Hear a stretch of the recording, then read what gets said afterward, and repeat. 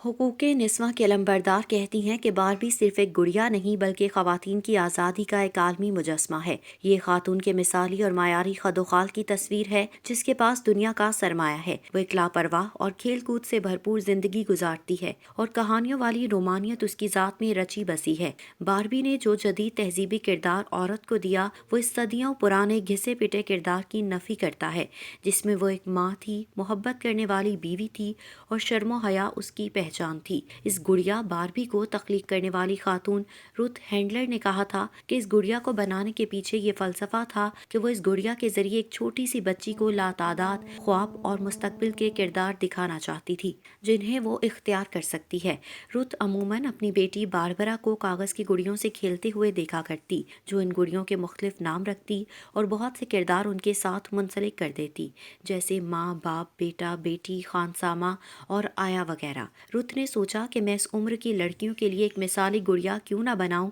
جس کی جسمانی ساخت سے لے کر زندگی میں اس کے رول تک آئیڈیل کا درجہ حاصل کر لے۔ یوں اس نے 1959 میں نیو یارک کے کھلونوں کی نمائش میں باربی کے نام سے ایک گڑیا نمائش کے لیے پیش کی۔ لاتعداد لکھاریوں نے ایسی گڑیا پر سوال اٹھائے کہ کیا ایک چھوٹی سی بچی کے ہاتھ میں ایک نوجوان جسم والی گڑیا تھمائی جا سکتی ہے؟ وہ جسمانی خد و خال جن سے وہ ابھی تک ناآشنا ہے، کیا ایسا کرنا اسے وقت سے پہلے شرم و حیا اور اخلاق سے دور نہیں لے جائے گا؟ کچھ عرصے بعد نفسیات دانوں نے بھی سوال اٹھانے شروع کر دیے کہ بچپن میں ہی ایک انتہائی متناسب جوان جسم والی گڑیا بچیوں کے ہاتھ میں تھمانے کے بعد لڑکیوں میں ایسے ہی جسمانی تناسب کے حصول کی خواہش ایک جنون کی صورت اختیار کر لے گی۔ ہر وہ لڑکی جو بچپن میں اس آئیڈیل جسم کی گڑیوں سے کھیلتی رہی ہوگی، جب وہ جوانی کی دہلیز عبور کرے گی تو خود کو اس کے مطابق ڈھالنے میں اپنی تمام توانائیاں صرف کر دے گی۔ جو لڑکی اس آئیڈیل کو حاصل نہیں کر پائے گی وہ مسلسل ڈپریشن اور احساس کمتری کا شکار رہے گی۔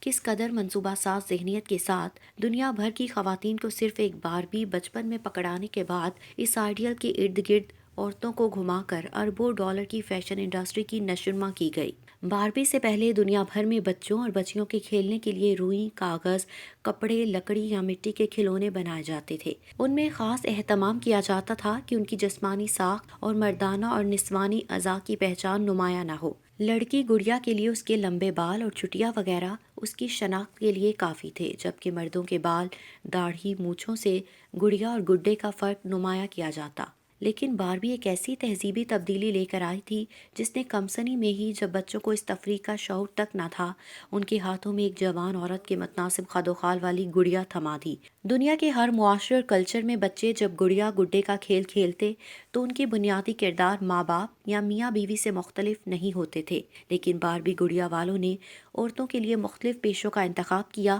اور پھر ان کے حساب سے گڑیا تخلیق کر دی۔ اپنی تخلیق کے 2 سال بعد یعنی 1961 میں اسٹینڈرڈ باربی کے بعد جو گڑیا آئی وہ رجسٹرڈ نرس تھی۔ 1965 میں ایک خلانورد ایسٹروناٹ، 1984 میں دن اور رات ڈے ٹو نائٹ نام سے باربی مختلف ملبوسات میں لائی گئی، 1995 میں کمسن ڈاکٹر، 1995 میں ہی فائر فائٹر، 1999 میں پائلٹ، 2015 میں ڈائریکٹر اور سائنسدان، 2016 میں ویڈیو گیم ڈیولپر اور 2016 میں ہی صدر پریزیڈنٹ کے کرداروں کی گڑیا مارکیٹ میں لائی گئیں۔ باربی گڑیا کے ساتھ اس کے متعلقہ شعبے کا تمام ساز و سامان بھی ایک شاندار پیکیج میں اس کے ہمراہ بیچا جاتا تھا، جیسے ڈاکٹر کے تھرمامیٹر سے لے کر کلینک اور ہسپتال کے تمام کھلونا سامان اس پورے کردار کی سج دھج کے لیے بنائے جاتے تھے۔ یوں جو بھی کردار آپ ایک 10 سال کی بچی کے ذہن میں ایک آئیڈیل کے طور پر نقش کرنا چاہتے ہیں، اس کا تمام ماحول وہ بچی اپنے کھلونوں کے ذریعے اپنے ارد گرد سجا لیتی ہے۔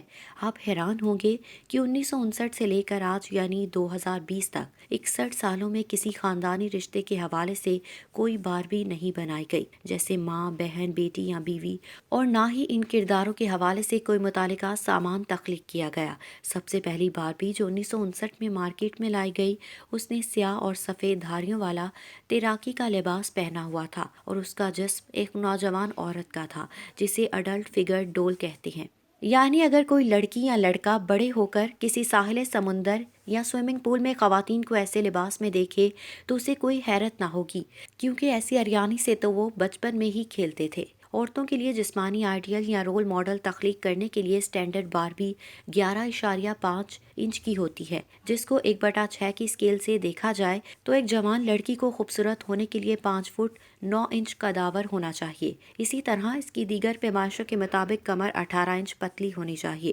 چونکہ ایسا جسم لڑکیوں نے آئیڈیل سمجھنا شروع کر دیا تھا، اسی لیے اس کے فوائد اور نقصانات پر طب کی دنیا میں تحقیق شروع ہو گئی۔ فن لینڈ کی ہیلسنکی یونیورسٹی کے ماہرین اس نتیجے پر پہنچے کہ اگر باربی کا آئیڈیل تناسب حاصل کیا جائے تو عورتوں کو جسم سے 22% چربی کم کرنا ہوگی، جو ان کے نسوانی وظائف فیمیل فنکشن کو تباہ کر کے رکھ دے گی۔